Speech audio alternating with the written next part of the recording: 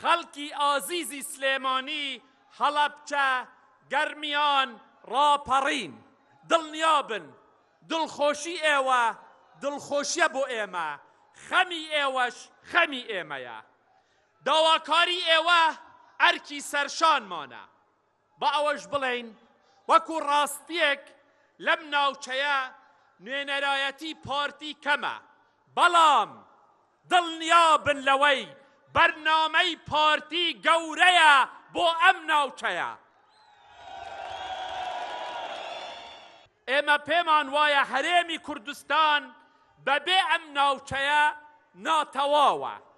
پارتی دیموکراتی کوردستان بەبێ ئەم ناوچەیە ناتەواوە لەبەر ئەوە خەمی ئێوە خەمی ئێمەیە